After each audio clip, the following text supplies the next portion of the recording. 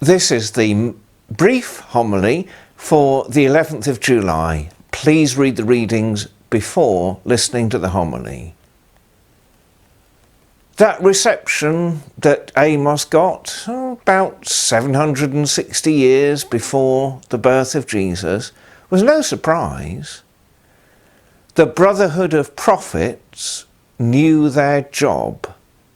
In Bethel, they were to proclaim the King's will as God's will, to give a religious veneer to national policy. Whatever the government said, they were to tell people this is what God wants. And here comes Amos, who didn't become a prophet by a career choice, but because God chose Amos, naming corruption and exploitation and injustice for what they were, and calling on the people and their leaders to build justice and peace, mercy and faithfulness. It's no wonder he was told to sling his hook. When Jesus in that gospel selected the 12, he sent them on this training exercise. They were to go off with nothing but their clothing and a staff. No supplies, no equipment, no budget.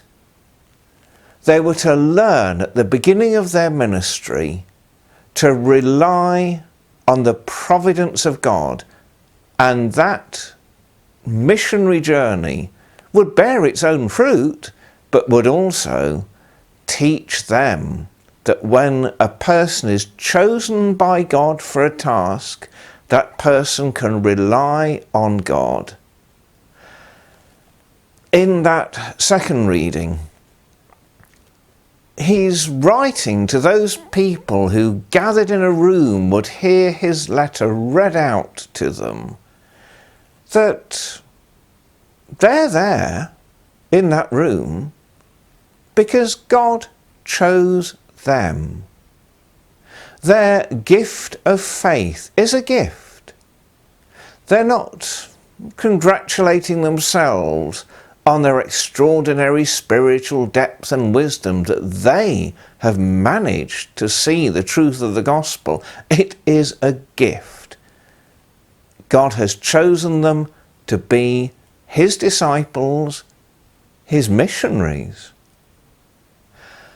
When we reflect that we're given a share in our baptism of the priestly and prophetic and kingly ministry of Jesus Christ, that in our confirmation we put our hands up and says, yeah, I'm up for that. We can have moments when we feel utterly underqualified. How can I, with my ordinary, unspectacular gifts, be used by God as a missionary to draw others towards Jesus Christ? Well, perhaps it would have been good if before our confirmation we were sent off on a journey with only clothing and a staff, and then we would have learned the lesson that those first apostles learned. If God has chosen a person to believe in Jesus Christ, God has chosen that person to bear witness to their faith to others and equips them for that task.